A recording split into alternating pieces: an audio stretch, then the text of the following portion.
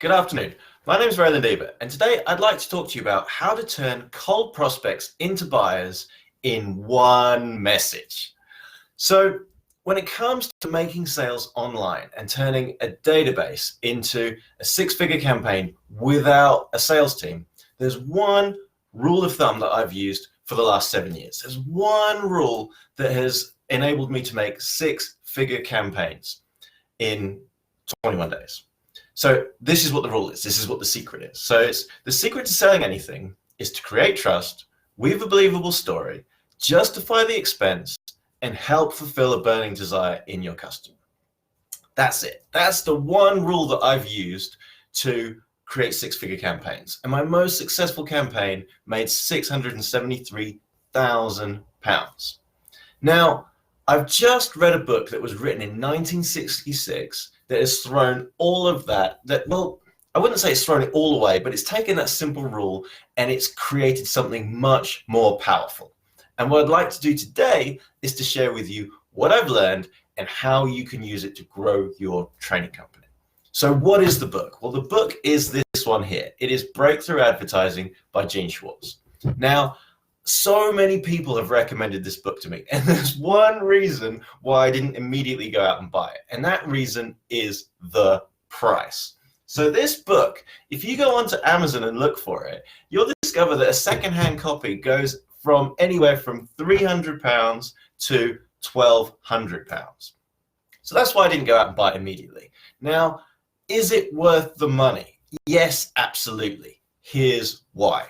It talks about the sales process in much greater detail than anyone else that I've discovered. And what I'm about to share with you is what it calls the 5 levels of customer awareness and how you can use that to better lead your customer to the sale. So what are the 5 levels of customer awareness? So they start with the biggest and the hardest to reach, which is the unaware customer. Then you've got the problem aware. Then you've got the solution aware, you've got you aware, and the 5th level is deal aware or deal ready. So what do those mean and how can you use them? And just to be clear, Gene Schwartz doesn't, in this book, he doesn't lay it out in such a simple term. So that's something that I've borrowed from Keith Krantz. So the unaware customer is a prospect that has no problem, desire, or need, or the need is so general you can't easily pull them into your ad. So what does that mean? Well, imagine a 20-year-old version of myself. Yeah, the 20-year-old version of myself is living in rented accommodation in Cambridge. Now, the one thing that I know is that property is a wealth vehicle. And my limiting belief is that property is a wealth vehicle that's only for the wealthy. You know, have a lot of money, buy a house, rent it out, you make money. That's my limiting belief. So if I saw an advert with a headline that had, you know, how to buy a house for £1, would I have wanted to read that? No. Why? Because I've already assumed that that's just bullshit. I've already assumed that that's not possible. I don't believe the promise. Yeah. What about how to buy a house with other people's money? There is no way I'm reading that. Why? Because that is just so far outside of my consciousness. Yeah, I would never have believed that anyone would give you money to buy a house until I actually achieved that. But, you know, the 20-year-old version of myself ain't believing that, not reading that.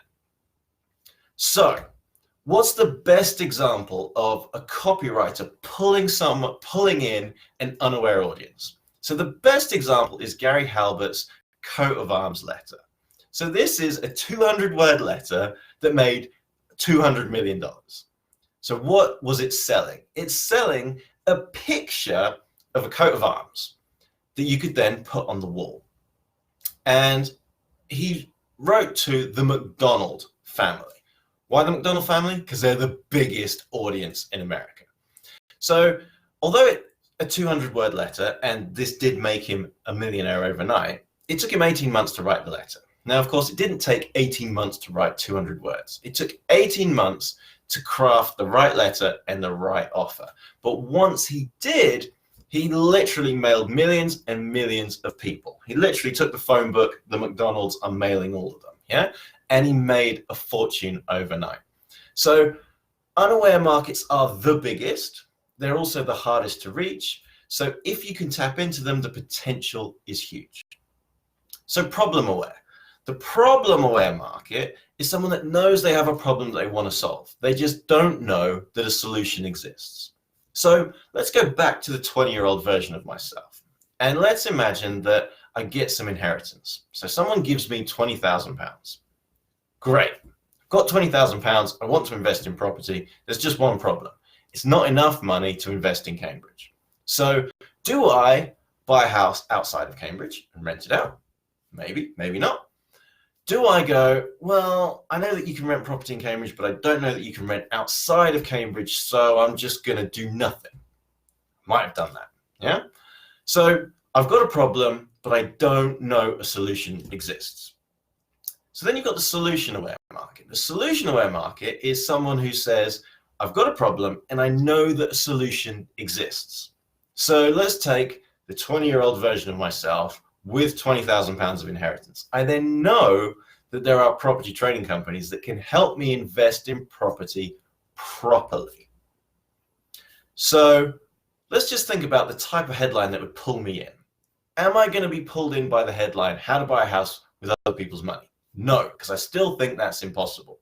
But would I get pulled into millionaire reveals how to buy the right property investment in the right area to become wealthy? Yeah, absolutely I would. Why? Because I believe the promise. Yeah? Invest in the right area to become wealthy. Great. And I want to know the secrets from a millionaire, someone that's been there and done it. So that would pull me in. Yeah? So for the solution-aware market, what you've got to do is prove to them why they should buy the solution from you over anyone else. So then you've got the you-aware market. So the you-aware market knows that they have a problem, that a solution exists, and that you can help them with that problem. Now, here's the big thing. Do not think that everyone on your email database is at that you-aware stage, because they're not. Yeah? They might still be at the problem-aware or solution-aware stage. They know that they have a problem and that a solution exists, but they don't know that you can help them, and they certainly don't know what makes you different unless you have told them. Yeah? So that's not going to be all of your email database. And then the deal aware is the person who knows that they have a problem, that a solution exists, that you have a solution and what makes you different, and they might even know that you have a course to sell. So, hey, maybe they've been on your list for a while, they've seen a launch, they know that you have a course to sell, and for whatever reason, they didn't take action at that point. So they know, you have a solution to their problem. They might even know what it costs, and they're just waiting for the right deal at the right time. So let's talk about the most skeptical customer. So the most skeptical customer is the person who has already bought a version of what you sell. So let's talk about training company providers. Yeah, the most skeptical, the easiest buyer and the most skeptical buyer is somebody that's already bought training courses and knows that they can help them change their life. So they're the person that's going to buy if you present the right offer to them. But they're also the person that's going to say, they've been to the puppet show and they've seen the lines. So they're not just going to believe any old promise. You have to really make your case. And if you do that, then they will buy just like that. So how do you turn leads, cold leads, into buyers in one message? And also, how do you pull in your most skeptical buyer and make them feel good about buying? The answer is with a long copy sales page, but more specifically, it's with storytelling or using secrets. Because when you do that, you are able to craft a message that doesn't feel like a pitch. You're not saying, I've got this, it costs this, do you want it? Now let me tell you about it. That's a pitch, and nobody wants to be pitched. Whereas if you say, I've got a secret that can help you change your life, let me tell you about that, you're pulling them into your world. You're pulling them into a story that can help them.